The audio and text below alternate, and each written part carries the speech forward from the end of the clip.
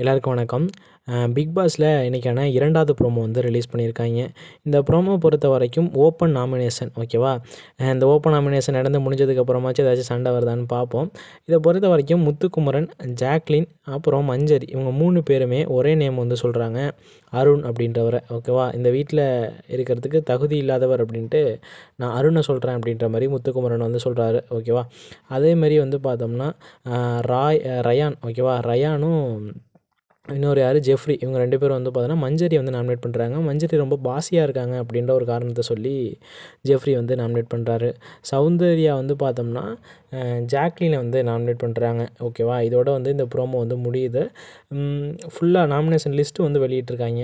Nomination லிஸ்ட்டை பொறுத்த வரைக்கும் ஜெஃப்ரியும் விஜய் விஷால் கேப்டனுங்கிறதுனால அவர் நாமினேட் பண்ணல.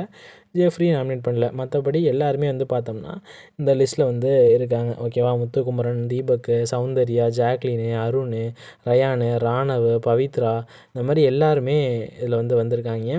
இது என்னை பொறுத்த வரைக்கும் இந்த வாரம் தகுதி இல்லாதவர் யார் அப்படின்னா ரஞ்சித்து தான் ஓகேவா? ஓட்டுப்படி இவங்க வெளில அனுப்பணும் அப்படின்னா ரஞ்சித்தை அனுப்பணும்.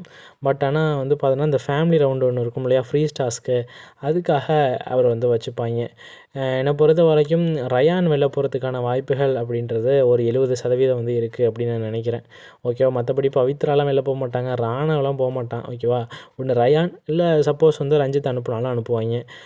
இந்த வாரம் யார் வெளில போனால் நல்லாயிருக்கும் அப்படின்னு நீங்கள் நினைக்கிறீங்க அப்படிங்கிறத கமெண்ட் செக்ஷனில் மென்ஷன் பண்ணுங்கள்.